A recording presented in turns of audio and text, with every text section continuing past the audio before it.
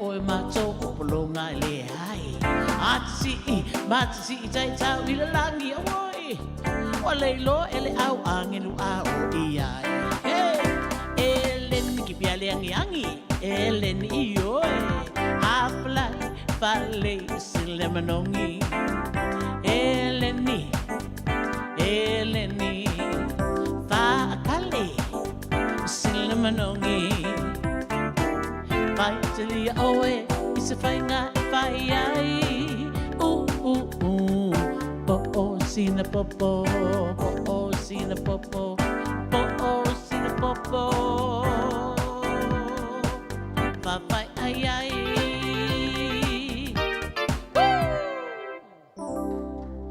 Hello.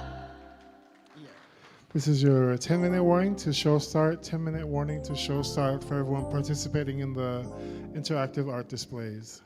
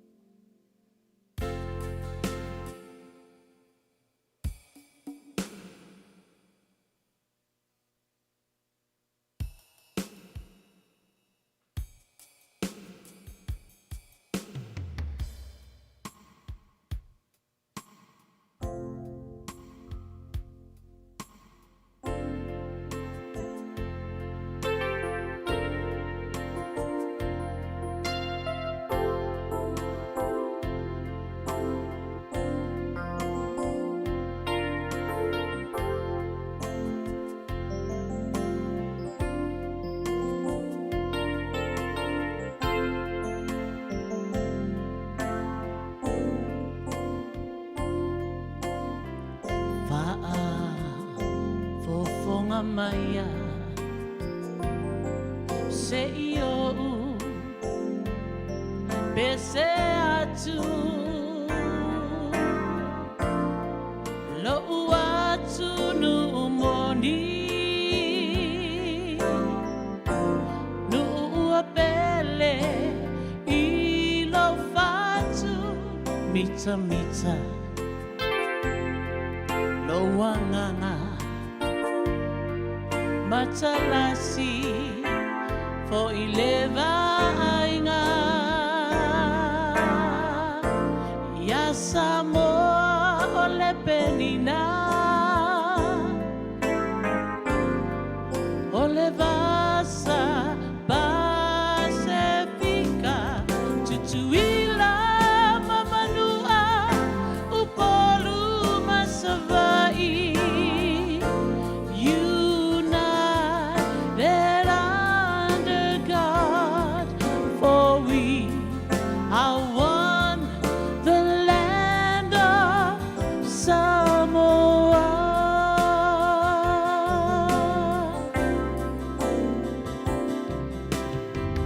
Wafa'avai Samoa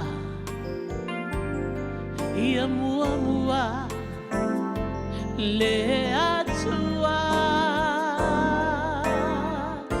Maolea waiai Le alofa Ya Samoa Mita mita Lo wanganga Matalasi for ileva ainga Samoa ole penina ole vasa Pasifika tutuila mamanua upolu masavai united under God for we are one the land of Samoa.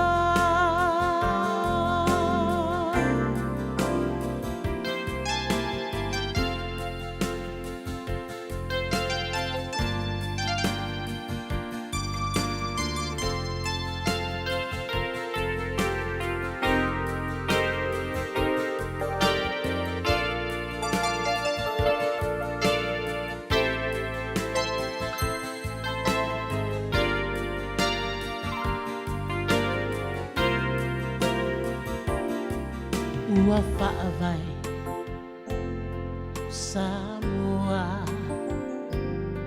Ia mua mua le atua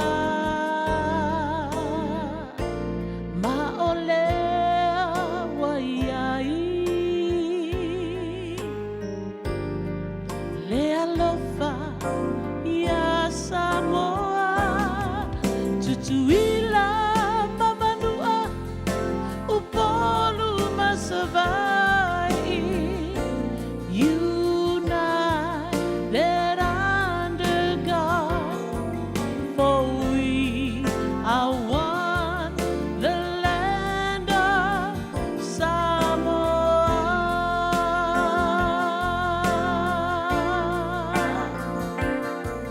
for we are one the land of Samoa.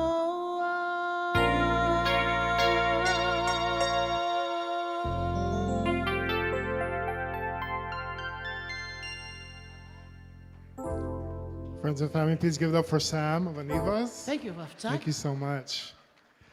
All right, we are getting to just that time, so I'm going to just go through a few house rules before we begin our initial program. So good evening, everyone, and welcome to MAFINE. MAFINE stands for the Mana Arts, Fashion, and Indigenous Narratives Exhibition.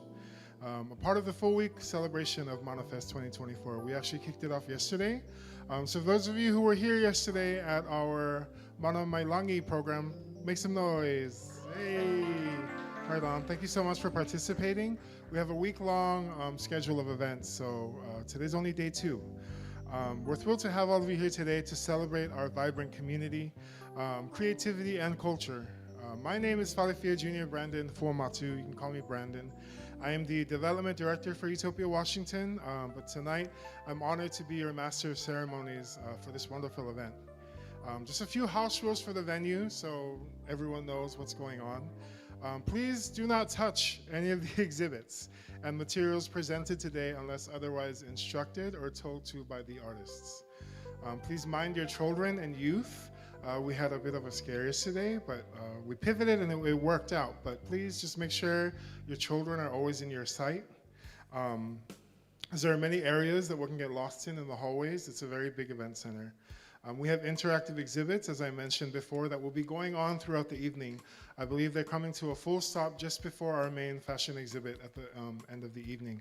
So please feel free to just walk around, mingle, talk. We have a lot of interviews and performances going on, but please feel free to participate in our interactive art displays throughout the evening.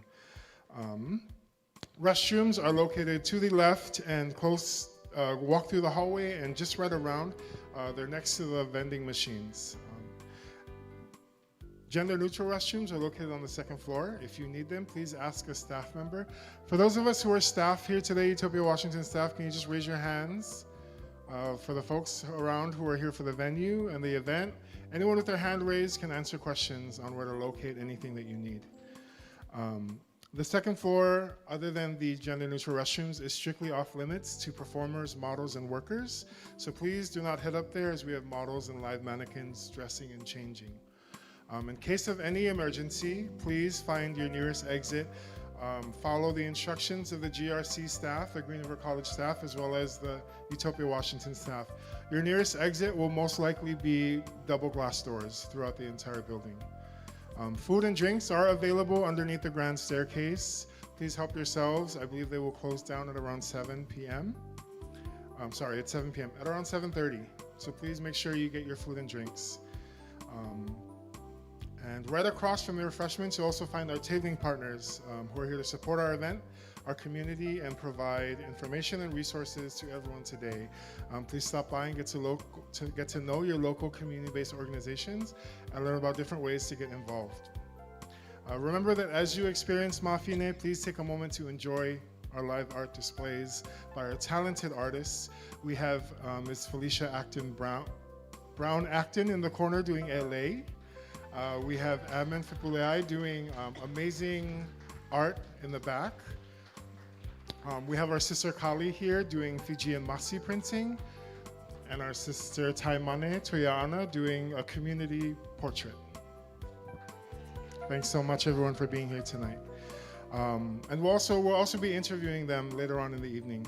And so without further ado, I'd like to welcome and thank all of you for being here and for taking the time and energy to participate with us in MAFINE, which is our second event of MANAFest. We have an amazing introduction video by our MANA team to explain why tonight is so significant and important to our community. So without further ado, please put your hands together, enjoy our evening, our show, and thank you for being here. Tafatai.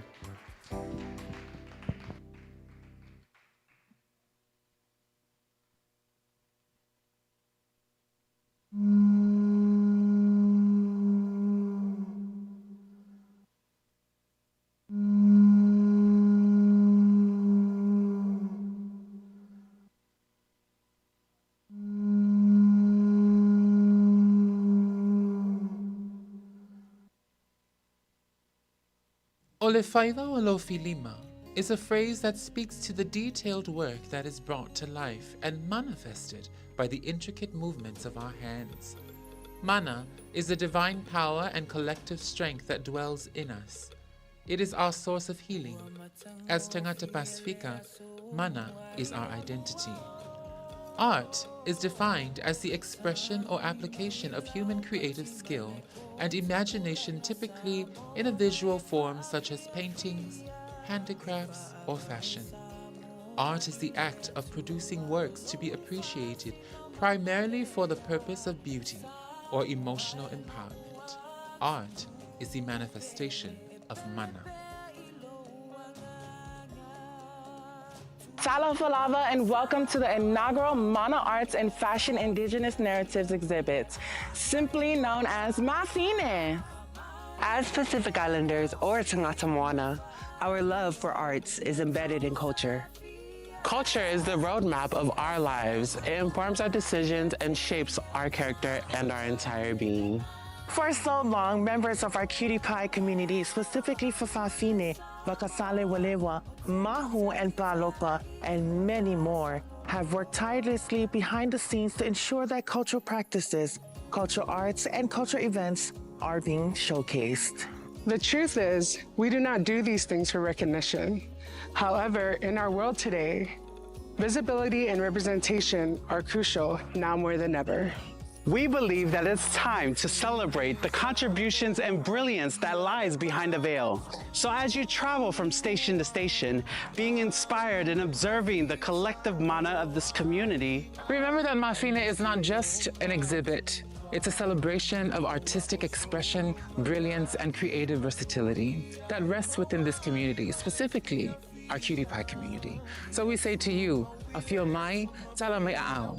Welcome to MAFINE. From all of us here at Utopia, Washington, welcome to MAFINE.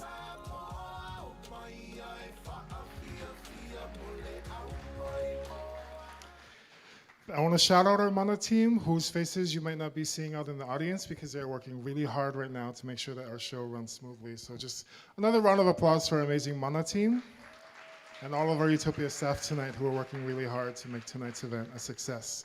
One more house rule.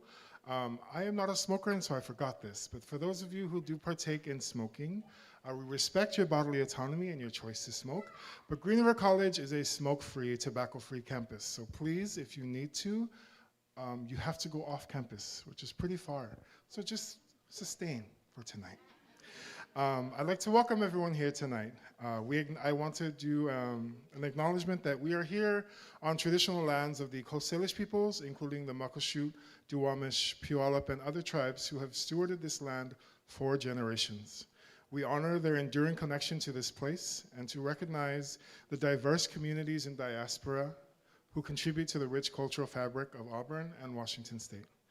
We pay our respects to elders, past, present, and emerging, acknowledging the ongoing injustices faced by indigenous peoples. We commit to supporting the Muckleshoot tribe and other local indigenous communities through active engagement, education, and advocacy. We encourage everyone here to support indigenous-led organizations and initiatives such as the Muckleshoot Food Sovereignty Project, the Northwest Indian College, and the United Indians of All Tribes Foundation. By doing so, we can help to preserve cultural heritage, as we want to do tonight, and contribute to the well-being of indigenous communities. Together, we strive for a future where the histories, cultures, and rights of all indigenous and BIPOC peoples and communities are respected and celebrated.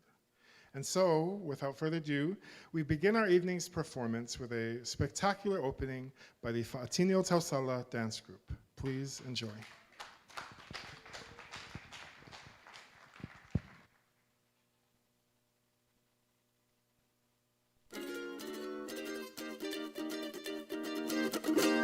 La la la la la la. La la la la la. La la la la la. La la la la la. Tau song say ile kua Samoa masuki saula le moso oi malomi.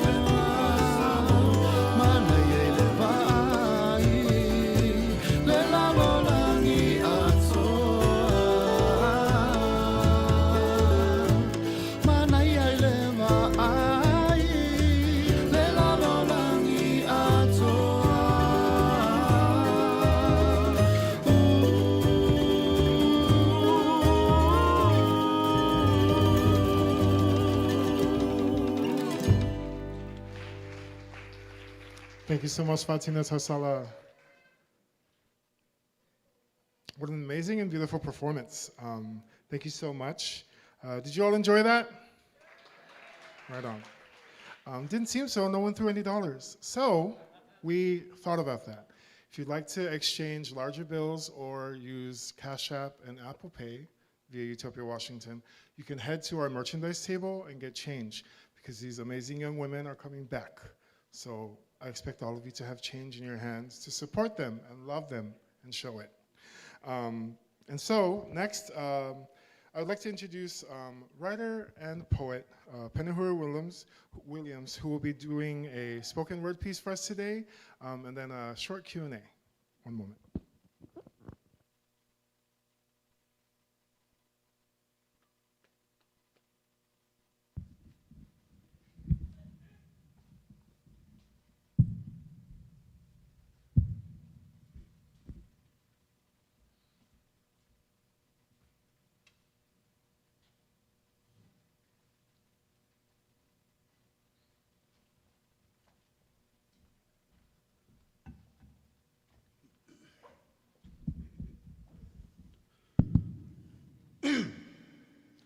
Hello, everyone. My name is Penahura Williams. You can find me on Instagram at pdub_22, and I'm just going to share some spoken word poetry with y'all.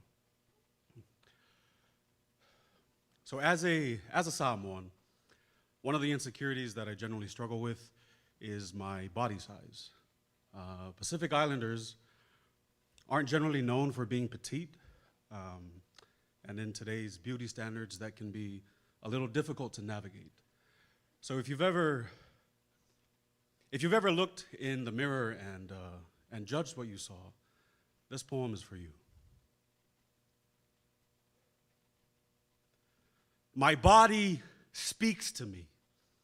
It says, hey, we go way back, right? Do you remember that time in the 6th grade when Steve was making fun of your mom? Do you remember that? It was this mouth that warned him to stop. And when he didn't listen, it was this fist that made his face a canvas for your rage. These knuckles finger painted with this blood, drew bruises over his smile, turned his jaw into a drum set. These hands taught him a lesson that day. I taught him a lesson that day. I've always been here for you. So why? With all our history, why don't you love me? And don't lie, you wince every time you see me. You turn every mirror into a courtroom. Every time you step on the scale, I stand trial, desperately trying to prove that regardless of what you see, regardless of what I weigh, I'm still worthy of your love. I'm tired of you confusing my worth with my weight, tired of you confusing my health with my size, tired of you contorting me to fit Eurocentric beauty standards when I am not European. This flesh is the love child of the Pacific Ocean and the sun. This frame is the product of people who conquered the largest ocean in the world. I am Polynesian. I am big, brown, and beautiful. How dare you forget that? Women have yearned for me like forbidden fruit. Men have found God between these thighs. People have had revelations in my embrace. How dare you forget my divinity? How dare you look at me as anything other than a place of worship? Every ounce of this flesh is a blessing, so stop apologizing for how much space I occupy. Stop saying I'm sorry and start saying you're welcome for having so much of me. Stop measuring my wildfires by the wicks of other people's candles. The problem is not the volume that I pour. The problem is the capacity of the things that you pour me into. As if a mason jar could ever contain the ocean. As if a window would ever be enough to see the whole sky. I am the sky, the ocean, a wildfire, Polynesian divinity. I am your body. If you don't love me, then who will? Thank you.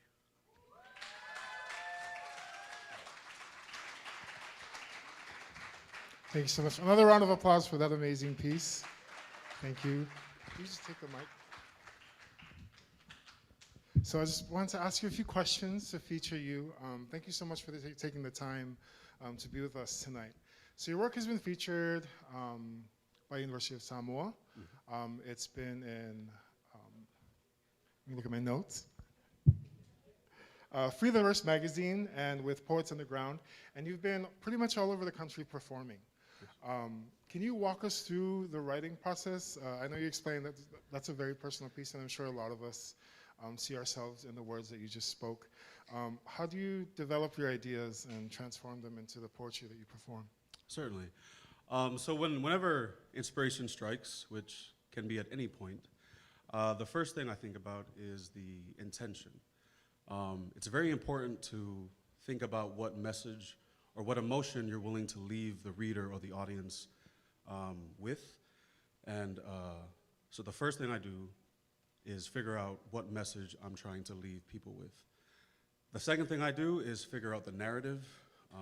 The narrative will basically dictate what poem or what medium the piece of writing will take.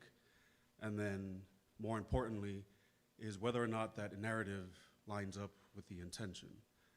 The last thing I do is, and it's a continuous process, is constant revisions and constant feedback and editing, because I think no matter how good you are or how great you are, there will always be room for improvement. Thank you for that. Thank you. That actually leads right into my next question. With all of the work and the process that you have in creating your art, there's a lot of youth out here today. I'm sure there's also a lot of parents. Can you sort of talk about sort of how you came into this specific art form, and sort of if it happened in your youth, anything you can tell our youth today about being an artist? Certainly. I've been writing since I was 8 years old. The first poem I ever wrote was awful. It was about a bear, and I don't remember it, which is for good reason. But if you are interested in whatever medium of art you wish to pursue, the one thing I would leave you with is to pursue it. A lot of times we have passions that I feel like too afraid, or maybe we have a lot of other things that keep us back from those passions. But if you can continue to work towards it, if you can continue to build yourself to being able to move towards the things that you enjoy, no matter how small, I believe one day we're all artists at heart. You just have to realize that you are one.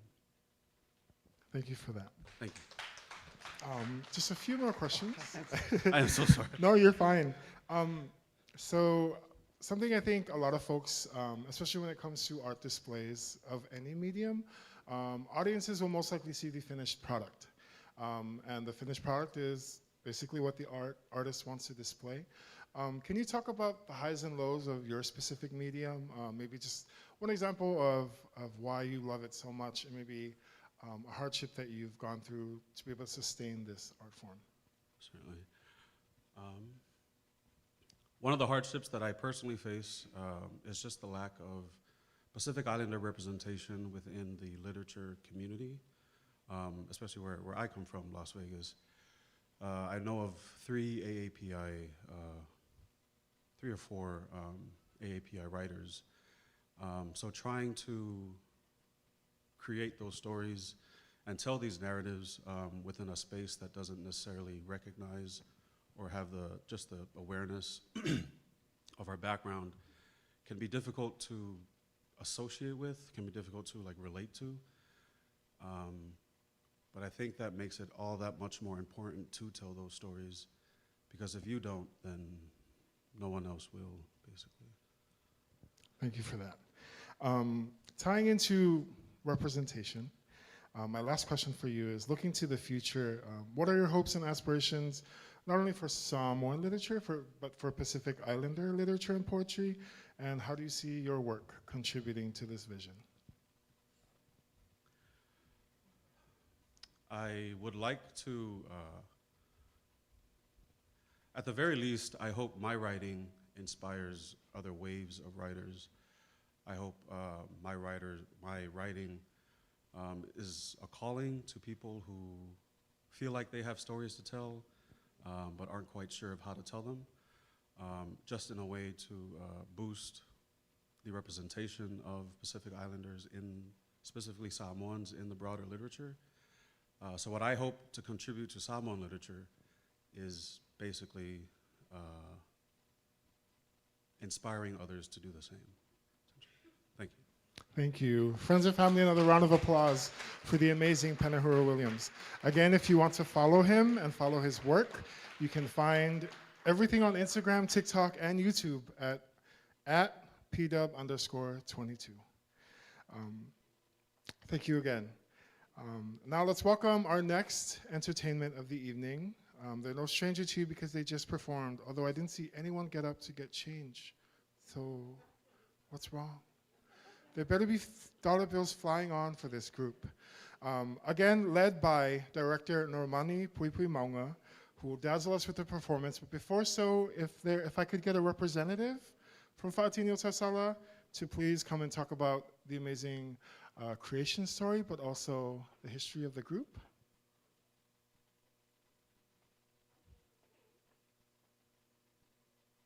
One moment. Hi, here you go. Stage all yours. Talofa lava, everyone.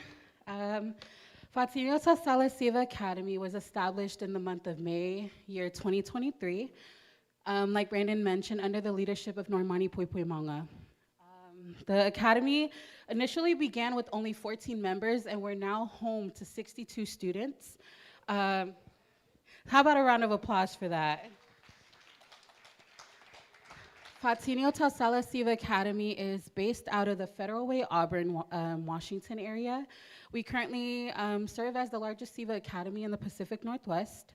Fa'atini o Tausala Siva Academy is also, we hold a mission, and this mission aims to hold and preserve the customary practices of our Fa'asamoa, woven and molded into our upbringing. The Academy hopes to share and instill our traditional practices through the art of Siva, crafts, and La'e Samoa. A Samoan proverb that we live by, "Etu maupea fa'avai." It reminds us that no matter where we are in this world, our foundation defines who we are. As the world continues to live in a diverse population, we continue to share our culture through the various cultural services and practice. We hope that you enjoy. Thank you. Friends and family, another round of applause for Fa'atini o Tausala Siva Academy. All right, one moment.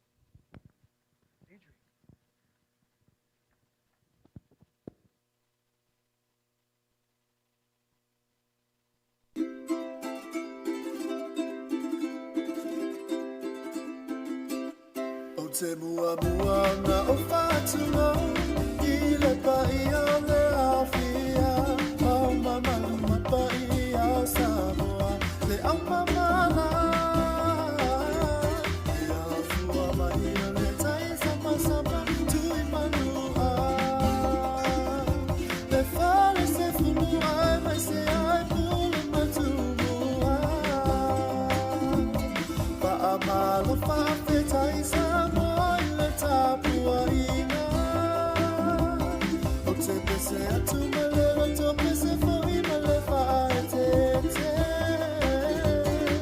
Tau alo mai nao fia fia na o le a seu fo I o si o ua a le au na whaapai. Ko moe mai o le a sa asa. O te mua na o whātua, I le pai o le au fia.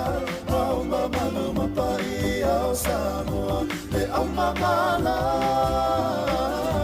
Le awhua mai o le tai sama sama, tui manua. Le whale se funu ai me se ai mule matumua. Whaamalu whawhetai Samoa I le tapua ina. O te pese atu malero to pese foi male whae te te. Tau anu mai no fia fia na o le a seu foi o si au ma a le au na whaapai. Wa moe mai o le a sa sa. Sila sila la ia, o le na mata, o le a sa sa. Tamari le tatalana, tana ile ono mea. Au ele sana faya itana, fai marie, ua te tele le fai na mea. Tama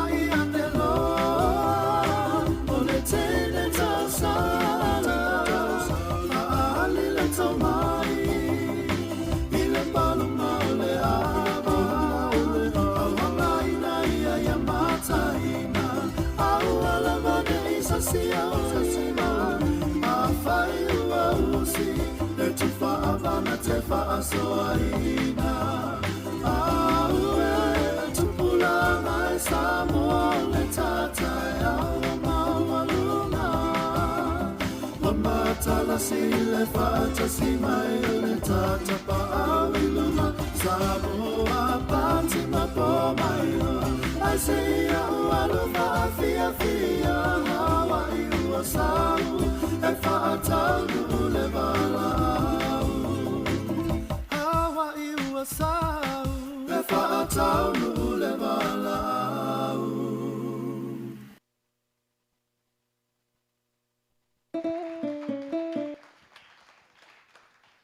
Thank you again, Fatina Sosala Silva Academy, again led by Director Normani Puipui Maunga. All right, so who here has been able to participate in our interactive art displays? Raise your hands. Right on, thank you for participating. I'd actually like to call those artists up to the stage to do a short Q&A to talk more about the artwork that they've done and their artistry in general. So if I can please have up to the stage Amen Fepuluai, Felicia Brown-Acton, Kalisitu Biakula, and Taimane Tuiaana. If we can have you guys pause your artistry to please come to the stage to do a really short Q&A. Thank you.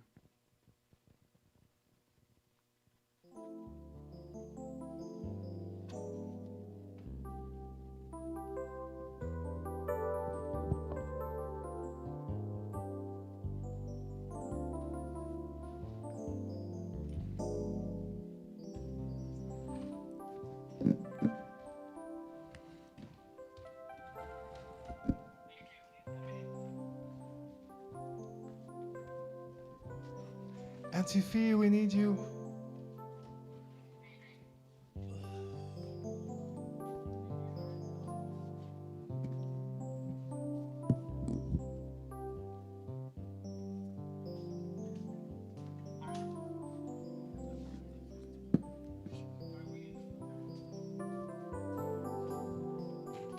Everyone, a round of applause for Auntie Fee, all the way here from New Zealand.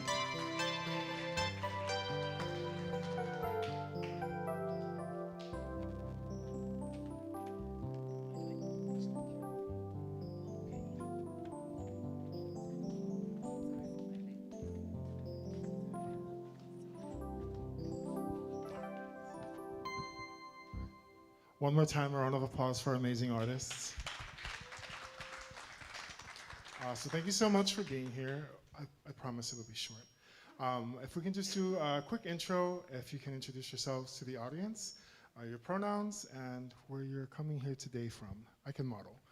Talafalava, everybody. My name is Brandon Fumatu, pronoun friendly. Director of Development here at Utopia, Washington, and I'm coming here from Kent, Washington by way of Waipahu, Hawaii. Thank you.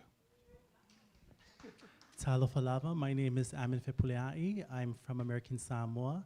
My pronouns is very fluent, so whichever one you prefer. Thank you. Whakaalofa atu ki tau tolu osi, koe hā koe ngō Felicia Brown-Acton, koe tau matutupuna hā koe ki pule matuliki si, I ki ne pule e tuata. Koe hā koe matua whiwhine, koe mene kulisi, I ki ne pule lātou ngia pāpani. Koe manga whaua hā koe ki ne pule e tuata mo ngā liki, hau au he manga ko whine one hā ko puatua, ko hā koe motu ko niwe whekai o e tulu tulo. Good evening, ladies and gentlemen. I apologize for my tardiness. I was teaching a workshop at the back. My name is Felicia Brown-Acton. My grandparents were Ikipule Ituata and Trixie Ituata. My mother is Mary Chris Latongia Papani Ikinepule. I come from the extended families of Ikinepule, Ituata, and Ngāliki. I hail from the village of Whineone Hakupuatua from the rock of Polynesia Niue Island by way of Tamaki Makaurau at Auckland City and Aotearoa, New Zealand. Oe Tulutulo. My pronouns are she, her, and it's a pleasure to be here. Nisan Bulwinaka, Naivango Kalisito. I'm from Nakoro Nangasova Undu. My name is Kalisito or Kali. My pronouns are she, her, Zal, and Cash App. And I'm from the beautiful island of Fiji, Vinaka. Talofa! My name is Taimane Tuiaana, and I use she and her pronouns. I have the beautiful pleasure and blessing to serve Utopia, Washington as the MANA Youth Program Manager, and I'm very blessed to be here. My families are from Amauli and America, Samoa, and my dad is from the Manua Islands, and so I'm very thankful to share space with you all. Born and raised in Seattle, by the way. Thank you all so much. So from the beginning of the opening of this exhibit, you guys have been hard at work showing your artistry to community, but also having them participate. I guess my first question would be, could you tell our audience specifically why you think it's important to practice art in general? I think within Pacific Islander cultures, there's a very blurry line between practice and art. The way that we practice our culture can also be interpreted as art via a Western point of view. But could you tell us why you believe that perpetuating your specific art form is important for community? And this is for all of you. So whoever wants to go first. I believe it's very important to still practice the art forms that not only us and other artists within the Pacific region, only because we want to preserve our art forms. And also we need to be open with different art forms in terms of growth, because you know, there is some modernized contemporary arts within each Pacific island, so practicing it helps us preserve our culture and yet still teach us something new. Yeah, I think it's important to express art because it's something that comes from within. It's something that is either rooted within your ngafa or your genealogy to speak culture, or it's something that connects you to a lived experience or a reality. It is something that is gifted through either being a natural talent or an attribute that you possess as something that you've learned from a young person or received from an elder or received from a mentor. And I think it's important to acknowledge all of those aspects of art, and then to also understand that the concept of art is linear. There's no start point, there's no end point. However, I think where we get tied up in understanding or viewing art as a practice or as an art form is that you have to be the pinnacle of this amazing artist, and rightfully so to those people that have worked to receive those accolades. But I think it's also to recognize and acknowledge that everybody has a form of art within them, whether it's spoken, whether it's painted, whether it's woven, whether it's carved, whether it's stamped, whether it's sung. Like, there are many things, and that's the thing that exists naturally within all of us as Pasifika people, is that we are naturally talented at many things, and suppressing that is not the way. Expressing it is something that we should celebrate and continue to do in any way possible. So I just want to acknowledge also all the other artists that have contributed their artwork to this exhibition, and to congratulate them for offering it for many here to see and to feel. Yeah.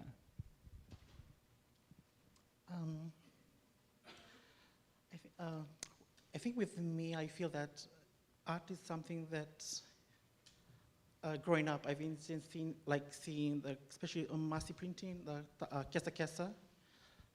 It is something that I always ignore. I didn't want to, participate with help my mother or my grandmother in doing it. But as I moved out of Fiji, and it's something that I know I've been doing it as a hobby, and I feel it's like my identity, tying back home, and especially when you become a diaspora or become a minority in a country that's like heavily influenced the entire Pacific, especially when it comes to art.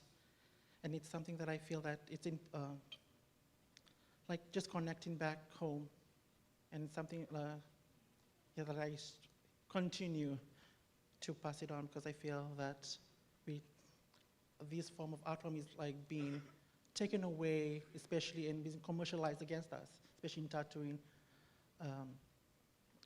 Some of the prints, like I feel like it's important to keep this sacred art within our own culture. For me, personally, growing up here in the States has been very difficult. I haven't really grasped any of my language or any connection to who I was as a Samoan youth growing up. And art was my connection, whether it was through Siva Samoa, which you saw Fatini Otsasala do up here. That was my first language to me being a Samoan, was my actions through my hands and the way I move my feet. And then when it comes to visual arts like painting, painting was an expression of who I am as a diasporic Samoan growing up here in Seattle, Washington, and how can I express my love for culture through motifs that I see and I know, through the vibrant colors that remind me of Samoan fales back home. My auntie's house was a bright pink, and I remember that very vividly. And so painting with vibrant colors is something that reminds me of home. And it just takes a bit of piece of me and showcases it to the world. And especially my personal lived experience, like everyone has shared here today. And so I think art is vital, especially for all of us who grew up here in the States. How many of you are born in the States? By show of hands.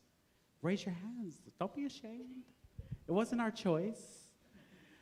Yes, so in order for our next generation to really carry on practices, especially traditional practices, modernization like Emin talked about, and using acrylics on tapa. It may not be traditional materials that we're using 100%, but if it gets our babies to learn the concept, that will bring us closer to the Pacific than anything else. Thank you so much. You just said it. All of the themes in which why you perpetuate your culture and your art are important and vital to helping keep who we are alive. Again, I want to tie it to youth because I do see youthful faces here in the audience. Growing up, some adults look youthful here, but I'm talking about the actual youth, sorry. I had my question in my head. Yes, I think it's vital. What would your message be specifically to parents? The backstory behind this question is I was very lucky. My mom's in the audience. Hi, Mom. As a youth, my parents said yes to everything I wanted to do, whether it was be in band or play tuba, play oboe, do things slightly unconventional for a young Samoan male-presenting person to want to do as a child. So my question to all of us here on stage is, what is your advice to parents to help foster creativity in their children, and why cultural arts are important to you?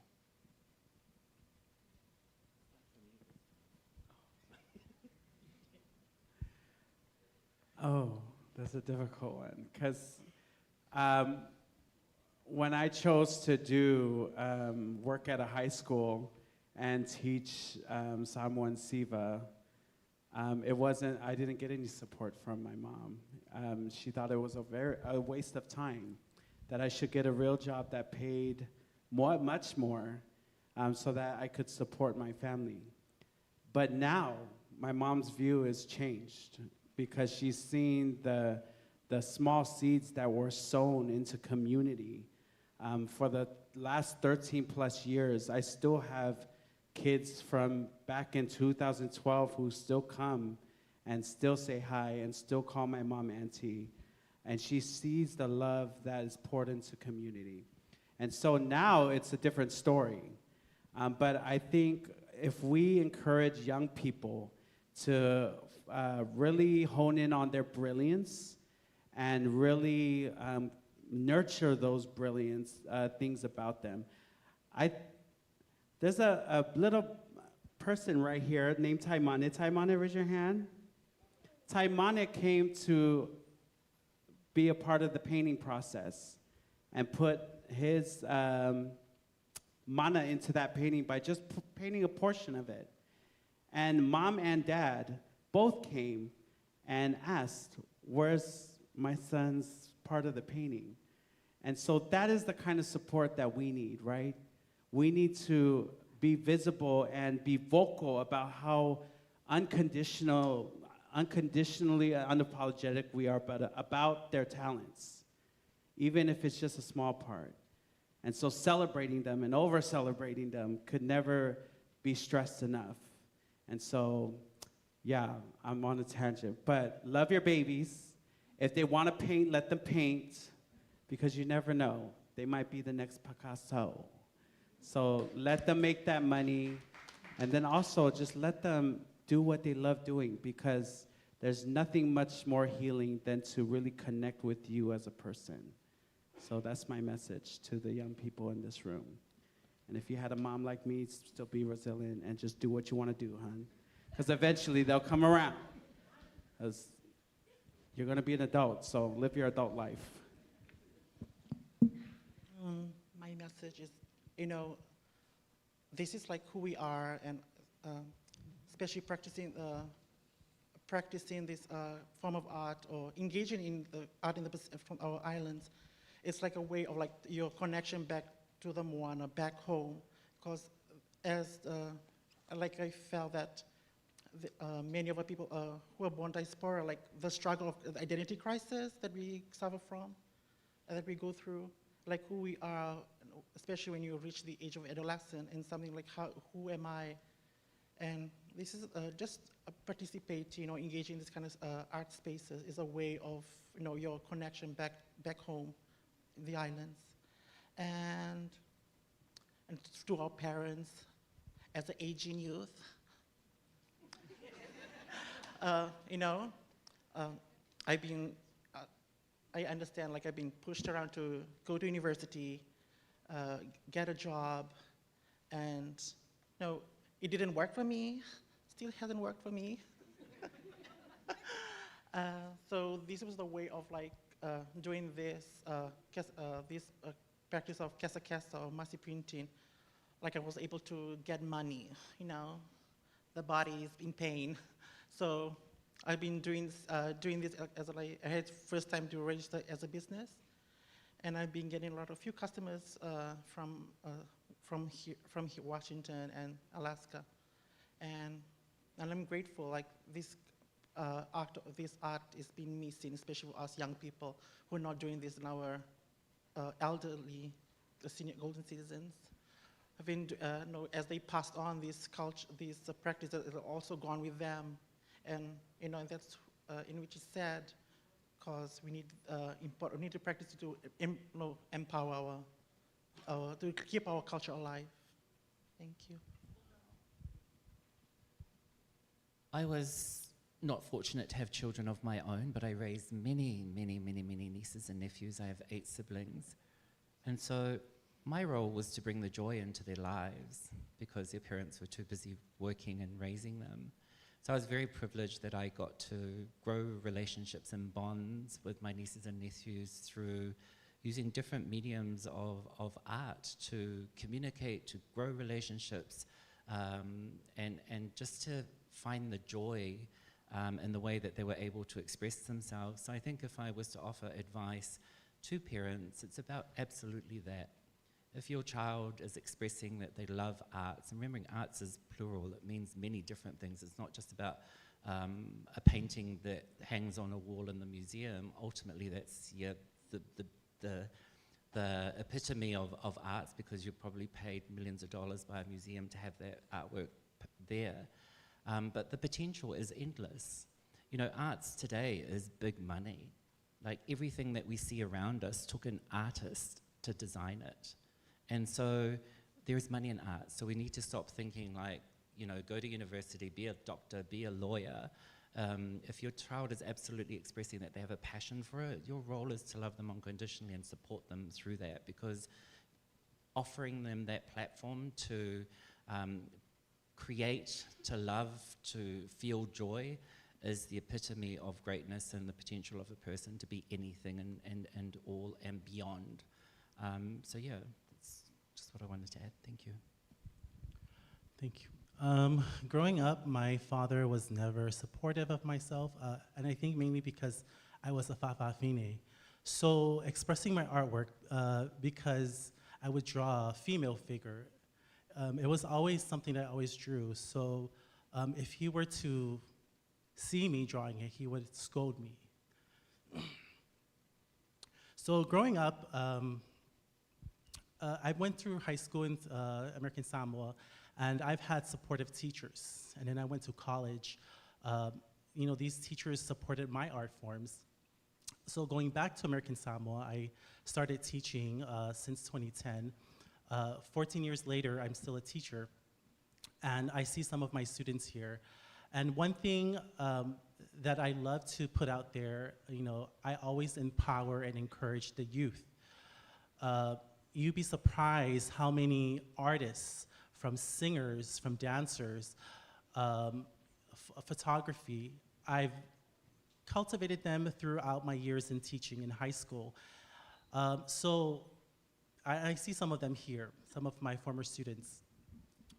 To see them embrace their artistic side is rewarding to me. And I think it took a while for my parents to see that, because I would do late nights, extracurricular activities. And I don't get paid for it, but I don't do it because of praise or because of anything. It's because I see something that's in them. So when I moved up to college, started teaching college, I picked up producing plays because there is so much talent. And on my social media platform, I always empower the youth. I put them out there because there is a hope that someone out there will notice. And I know some people say American Samoa is so small, there's lack of resources, but we try to use what we have. We use social media, and I believe without social media, you know, the exposure has heightened. From there, now I'm part of the Moso'oi festivities, and if I reflect back on my work, I started from the classroom, and now it becomes a community work.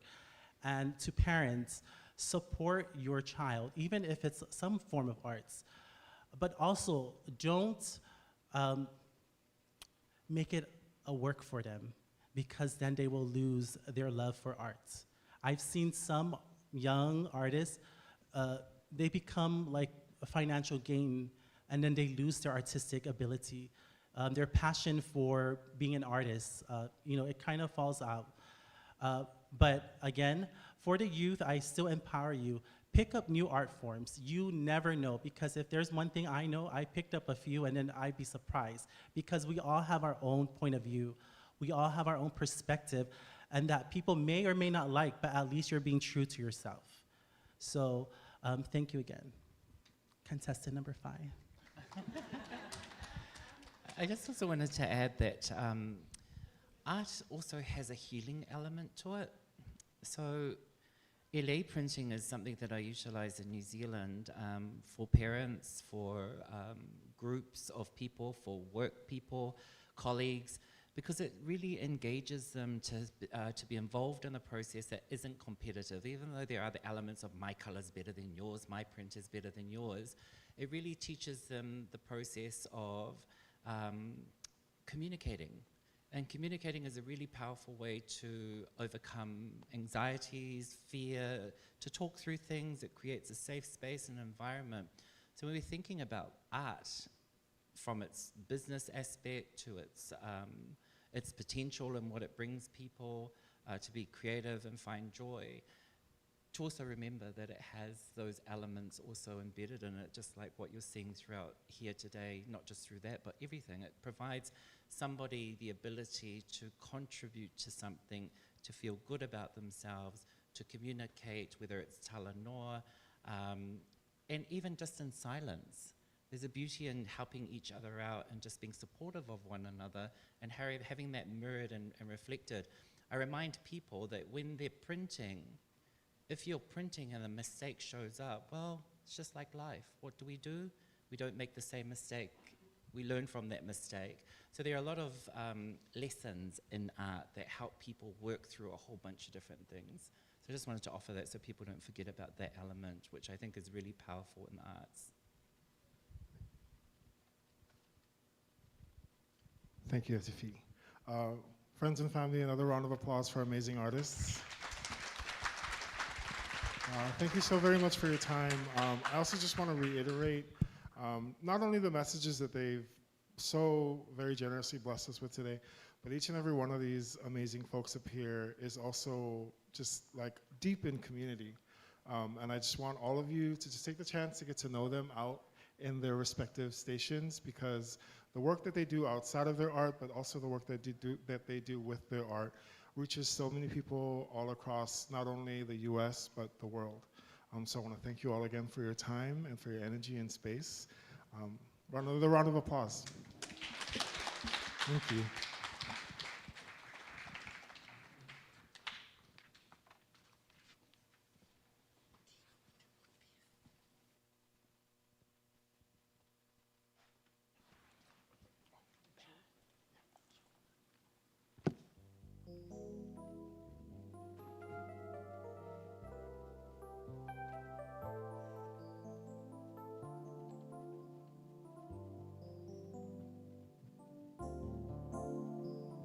All right, how's everybody doing? Oh, that bad. How's everybody doing? Right on. Thank you so much for being patient with us. There's just so much to display here. So we are going to move into another form of entertainment done by Fa'atino Tausala Siva Academy. So without further ado, I believe we are ready to go. Give your hands up for Fa'atino Tausala.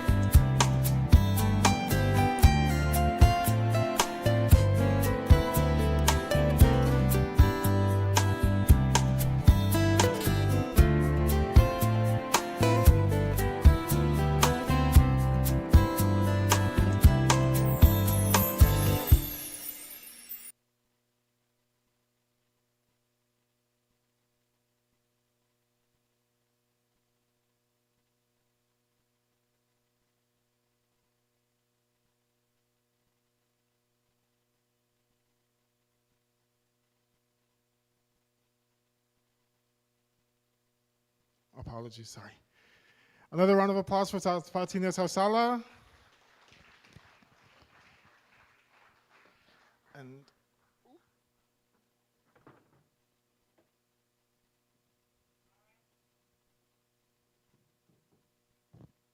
all right. Now, before we move on to the main fashion portion of the evening, we have a special Q&A session with about our fashion exhibit and specifically about one of the fashion designers, Isabella Amu Mangil. We're going to do a short Q&A and then we'll go right into the fashion portion. So friends and family, please, a round of applause for Isabella Amu Mangil.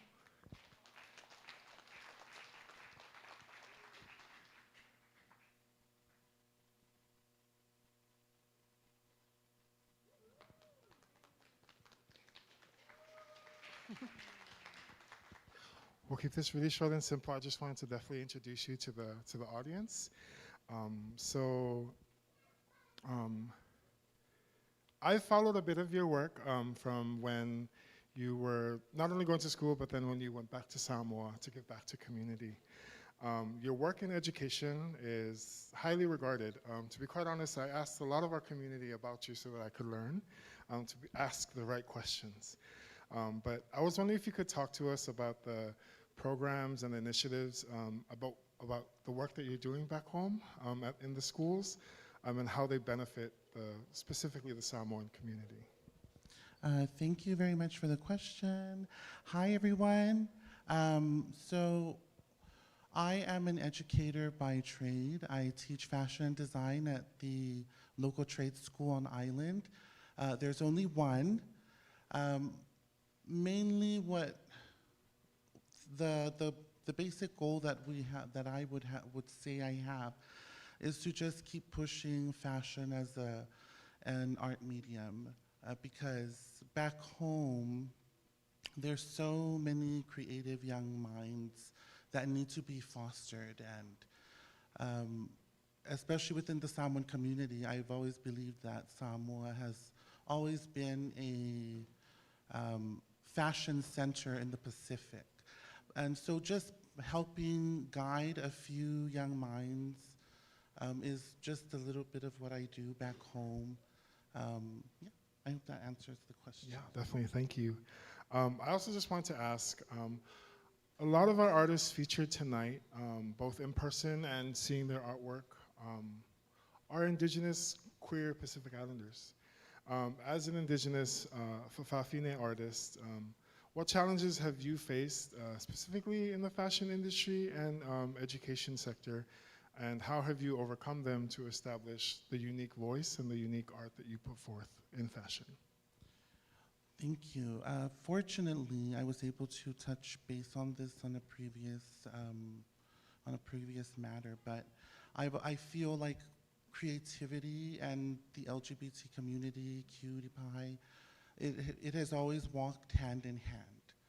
And so where creativity is, there's always my sister and brothers from the rainbow community. So it's nothing, I wouldn't say there has been much of a challenge, but one would be having people take it more serious and understanding that just because it's a creative outlet, it's worth so much more. I was doing a bit of background research on you, and you have a fashion degree. You went to fashion school. Can you talk about I guess, the influences and the intersections of, I guess, Western cultural fashion and how you've integrated a lot of that into your Pacific Islander-inspired fashion? Sadly to say, when I first started at the Fashion Institute, I was in awe of the European fashion.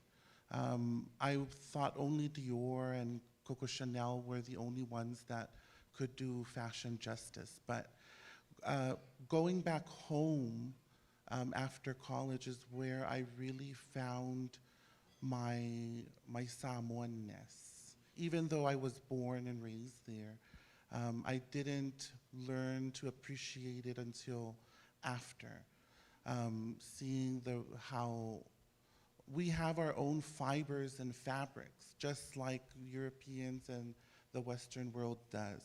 And so I have been fortunate enough to dabble or get involved in the community in that way, and trying to push it onto my students and former students, because I've also incorporated it in my teaching curriculum, specifically Samoan fashion.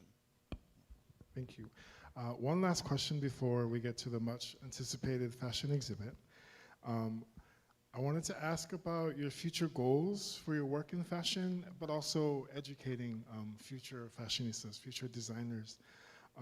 And how do you envision the role of indigenous artists such as yourself and educators involved in cultivating the next generation? Sorry, that was a very long question. Sorry. Can you please repeat it? Let's just do the first part. What are your future goals for fashion and education for community back home? Thank you. So it's been 2 years since I've opened up my local atelier in Samoa, in American Samoa, and we specialize in special events wear. So I see it as a place because it's not really a business, because everybody in there is my family. It's my kids, my daughters that have helped me.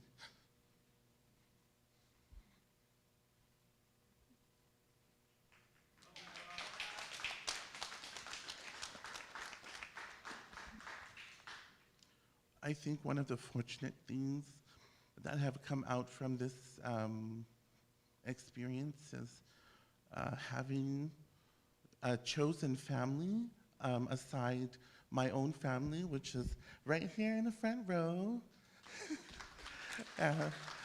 But my chosen family, I feel like that's the proof. We connect through fashion, and we continue to do so. And I owe most of my success to my kids, because they're always there. And so I hope to continue that, hopefully. And also whoever hears this continues that with their own little, with their houses or their families.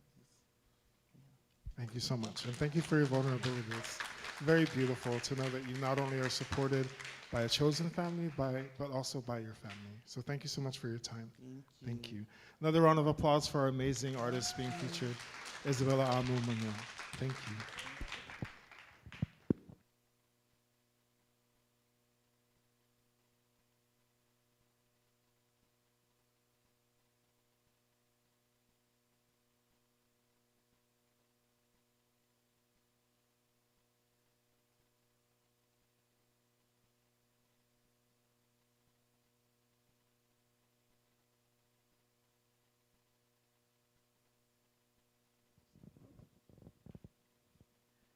Talofa!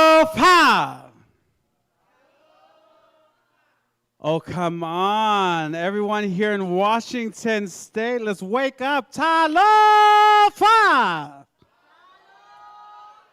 Okay, we're getting there. Thank you so much for waking up. The theme of our inaugural MAFINE fashion exhibit is Fiber to Fabric. We have various artists and designers who will be displaying their work of art. Opening up our exhibit tonight is none other than Isabella Amu Mangeo and the Langaali Attiller? I am so sorry if I butchered that. Again, I was born and raised here in Washington, so forgive me. Without further ado, opening up our headliner, none other than Isabella Mangeo. Round of applause.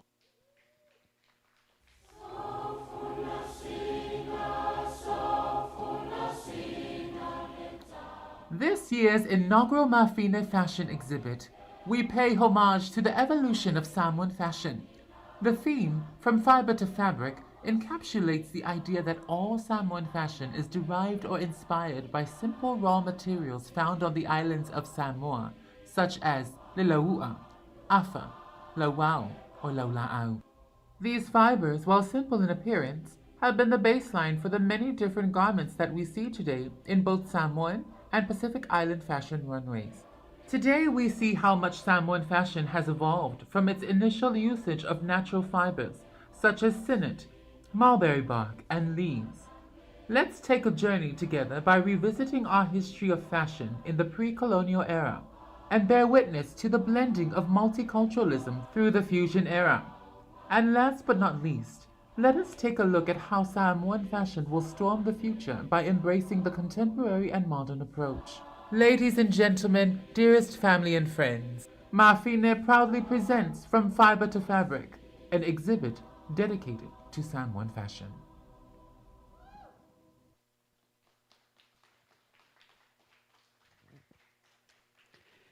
If you are ready for MAFINE, let's rise up and give a round of applause.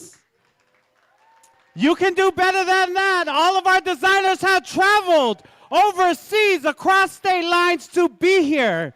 And so if you are ready to see the brilliance of our queer and trans community, make some noise! Once again, welcome to Fiber to Fabric, everyone. We introduce our headliner this evening, Isabella, and her beautiful, beautiful models.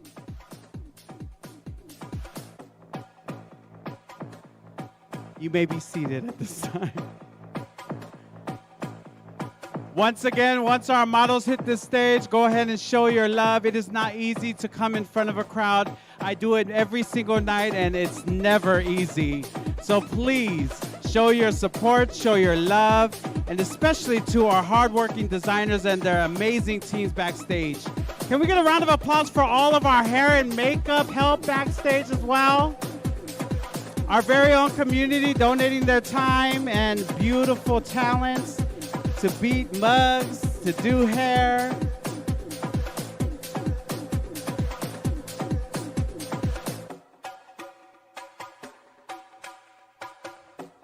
I'm gonna pick up these dollars real quick so none of our models fall.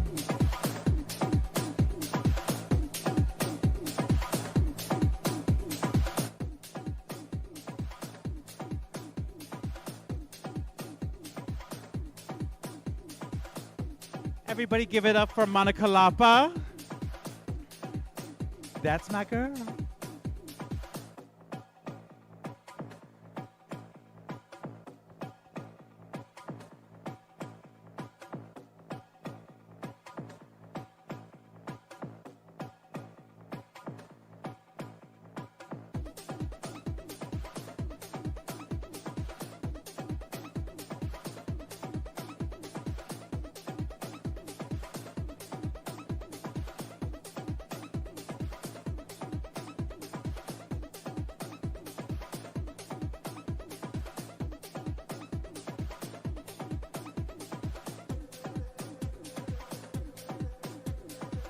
When I say fiber, you say fabric. Fiber.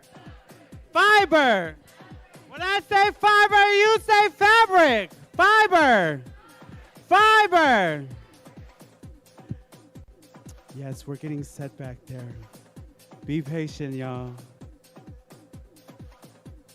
Once again, just a reminder, we still have interactive booths happening at this time. So if you want to take a break from all of the lovely, gorgeous models coming up stage, we have LA in the back. We have Masi in the corner. We also have a community mural here in the corner. And then also an art exhibit. Everyone enjoy the art exhibit in the back? Our beautiful photographers, Mel Ponder, who has taken our photos every single year. And I feel like Mel has a beautiful collection of Utopia's history. So let's give it up for our Mel Ponder.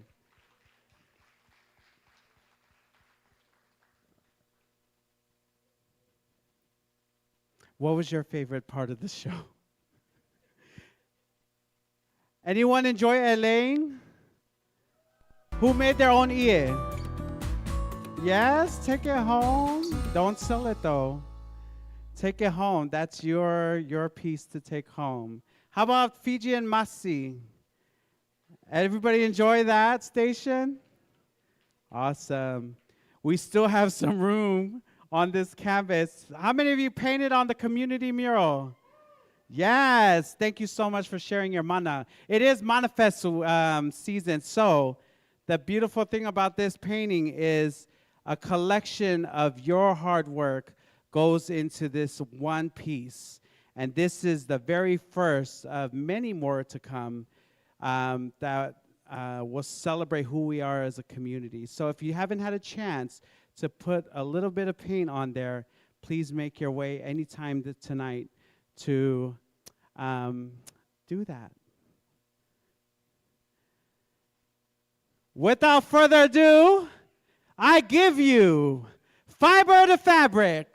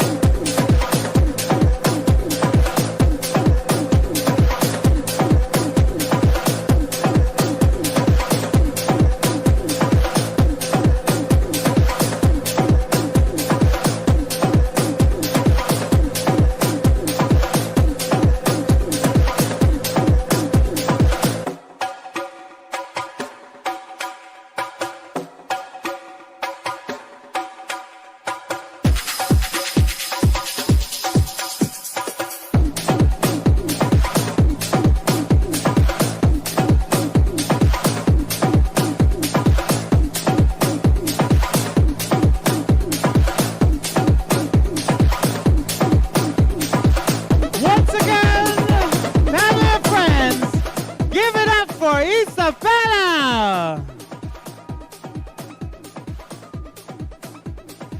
At this time, we would like to ask our good friend Sam if you can play. Sam? Hi, Sam. If you can play a couple of songs while we enter a brief intermission.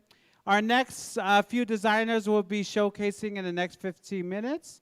So please, if you want to go do a workshop, go see the gallery, get some refreshments, please do that now. We have 15 minutes to go and do what we need to do and then come back before the last section of the showcase.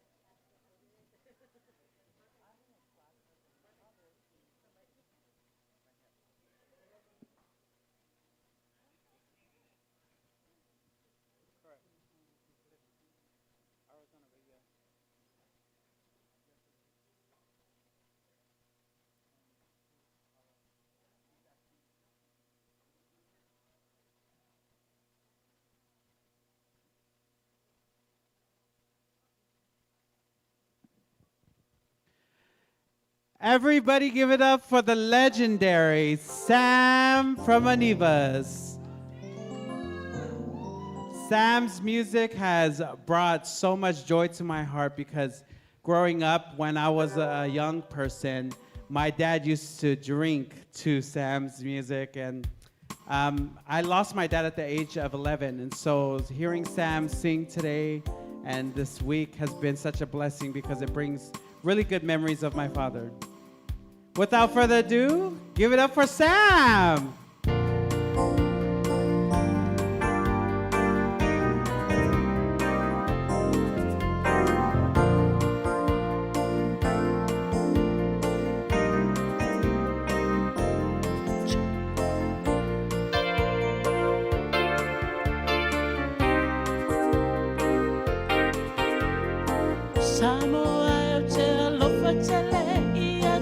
Oh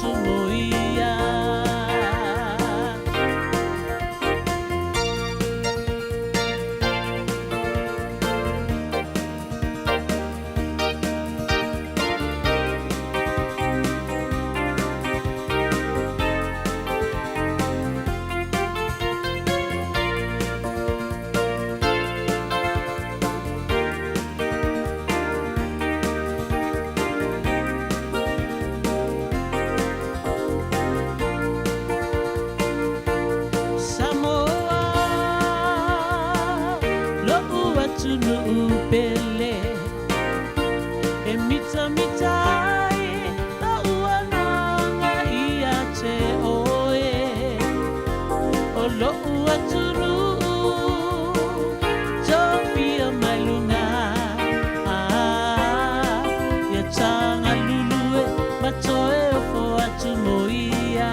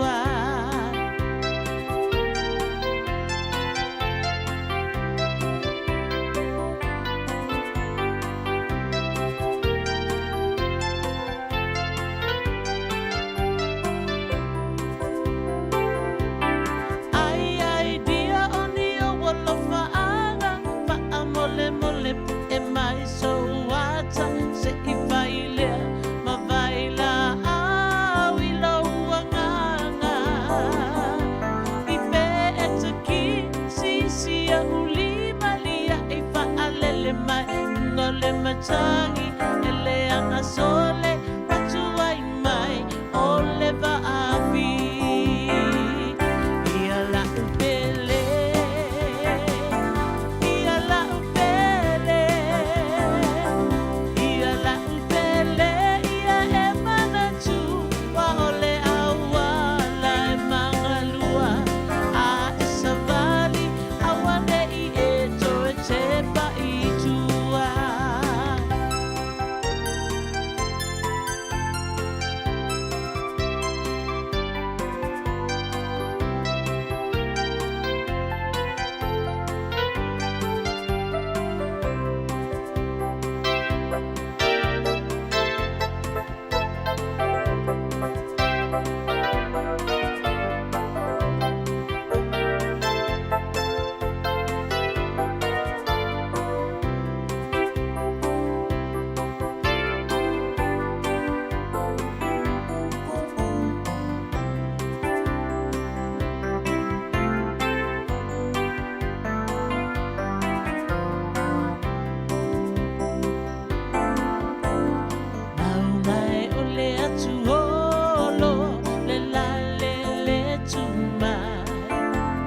Tolo tolo I vai luana le la le pito I tai alofa anga o sia upele o lo o mai vane ai vasa vili I le pale mai pe mai moa I se talavai auro e manai o le lupe wai manu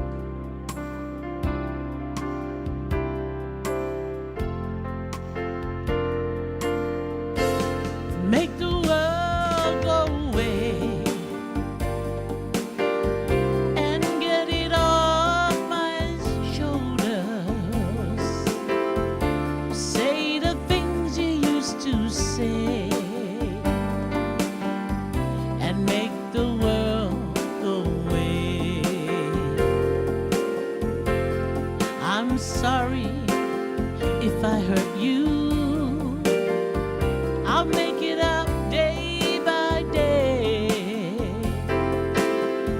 Just say you love me like you used to, and make the world go away. Make the world go away and get it off my shoulders. Say the things we used to say and make the world go away.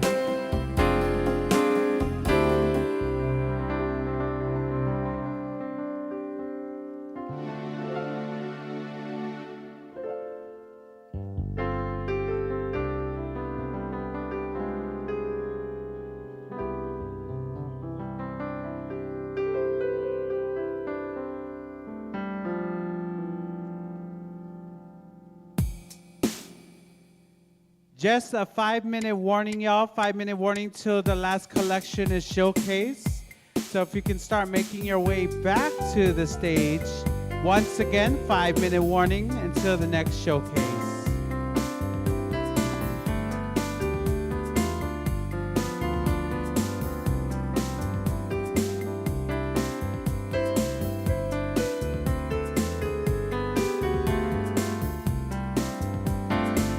Oh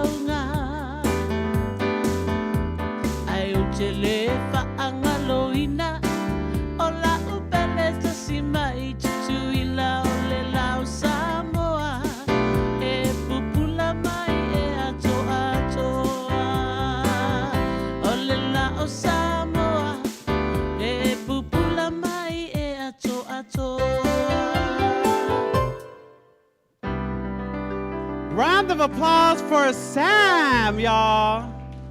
Thank you so much, Sam. Bringing back beautiful memories. Once again, family and friends, if we can start making our way to the theater pit so that way we can get our show on the road. How about a round of applause for all of our interactive artists tonight? Beautiful job, everyone. Thank you so much for participating and for making art with us here at the very first inaugural MAFINE event.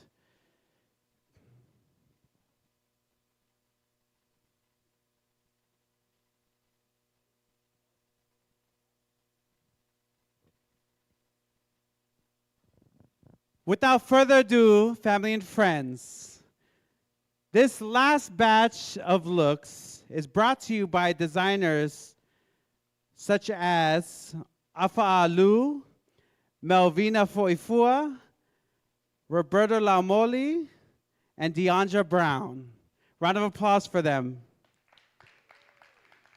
These looks are a mixture of pre-colonial era, fusion era, and contemporary era.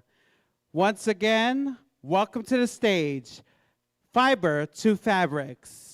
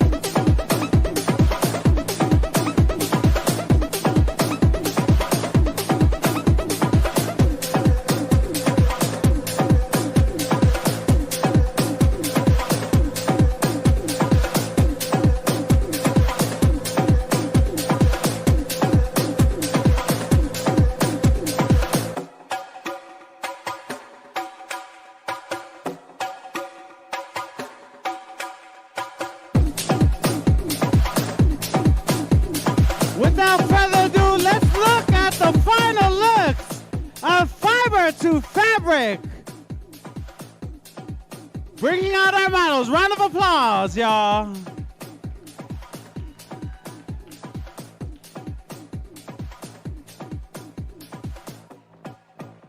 You can do better than that. They've been backstage getting ready, putting on the best looks Washington has to offer.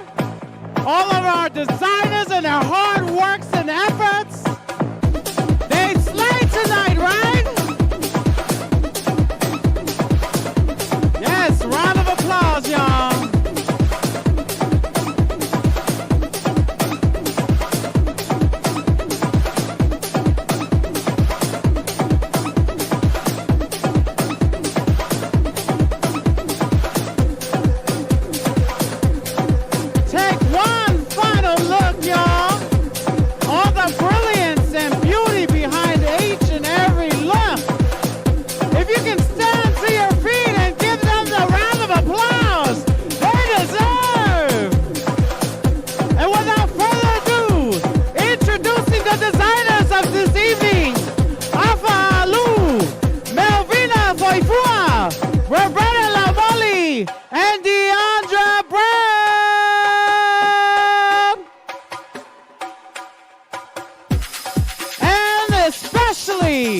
Our headliner this evening, Isabella Amumalo.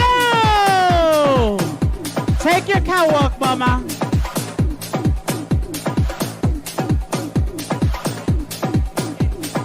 And Kenny Selly.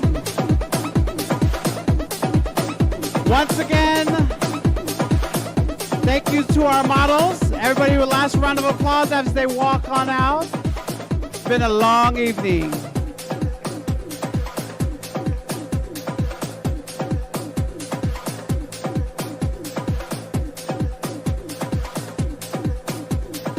Thank you so much to our amazing models. And thank you to our amazing audience. We have a closing and then we will be out of here. So thank you so much for your patience.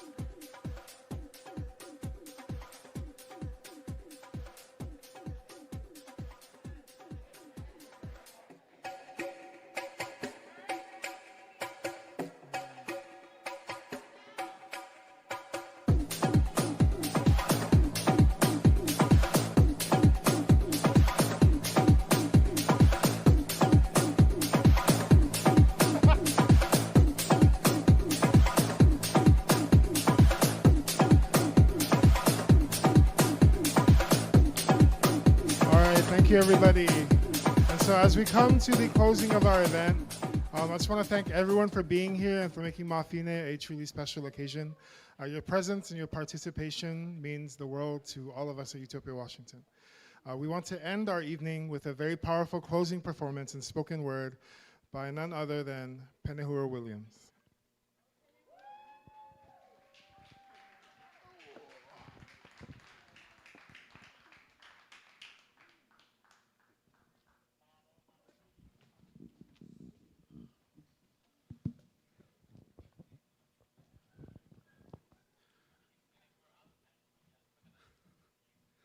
When I was a kid, I hated how long my parents took to say goodbye.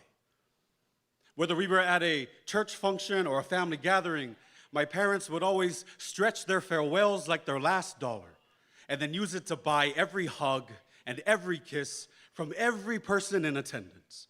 From the kitchen to the living room to the parking lot, my parents waved, hugged, and kissed their way all the way to the car where I sat waiting. 5 more minutes, they'd say. We'll leave in 5 more minutes. And they'd leave me wondering why they lingered on goodbye. See, when you're young, there's so much road ahead of you that it's hard to see the finish line.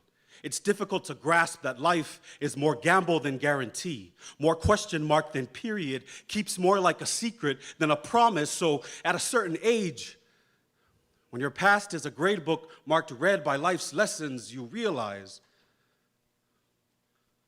there is never enough time to say goodbye. Because now Dad's heart is a stuttering drum that struggles to find its rhythm. So he spends as much time in church praying to God as he does in the hospital postponing their meeting. Now, mom moves like a slow dance at prom, and her midnight hair has become far too skilled at catching moonlight. Now, there are more footprints behind us than there are steps ahead, which means that now, I am older. But my parents are too. And what is getting old if not the longest goodbye in the world? These days, when the hospital bed robs my dad of his imposing frame, I see him in the kitchen hugging my aunt goodbye. When rest is the only thing my mom's body can afford, she is in the living room kissing my nephews on the cheek. And when the doctor follows up with yet another appointment, when the pharmacy calls about refills, when my phone rings in the middle of the night, I see them both slowly making their way to the parking lot where I'm waiting. But this time, I'm not ready to leave.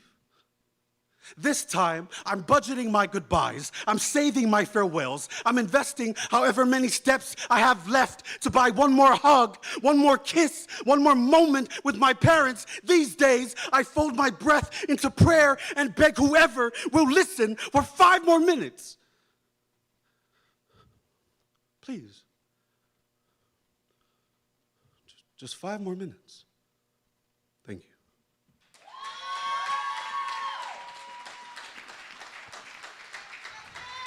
Thank you so much, Panero.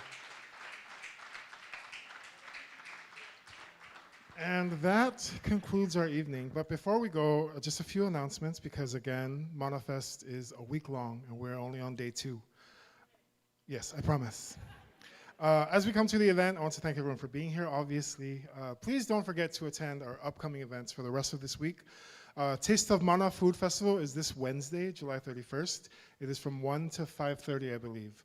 There's a lot of free food being distributed to community in need, but also a lot of amazing food vendors who are selling Pacific Islander foods and creations. And that is at our Mapumaya Clinic location in Kent, Washington. Buy your tickets for our Manaola Cultural Celebration and Fundraiser on Saturday, August 3rd, 2024. It's at the Muckleshoot Casino Resort Event Center. If you know, you know. Anybody asking for last-minute tickets? Sorry about it. So please get home safe. Thank you so much for celebrating with us. Thank you so much for your patience. Everyone here worked so hard to bring to the forefront amazing Pacific Islander fashion. If you haven't signed up for our free Queer and Transgender Pacific Islander camp and retreat, I believe it's too late. But if you talk to our Executive Director, Taffy Johnson, you might either get a, okay, we'll squeeze you in, or a, sorry, try again next year. That's happening August 11th to the 14th, so please try to reach out to a staff member if you haven't already signed up. It is a free camp for cutie pies to just be cutie pies and a lot of free food, so please be there. Don't hesitate to reach out to any one of us if you ever need resources at Utopia Washington. Again, yes, we throw amazing events, but we also provide frontline services and direct resources to community. So please reach out if you are in need. We hope you enjoyed the performances, the art, and the fashion, and have a wonderful evening, and see you next time. If any of you find anything that doesn't belong to you, please bring it to a Utopia staff member so we can return it to the right person. Other than that, have a great evening. Soifua.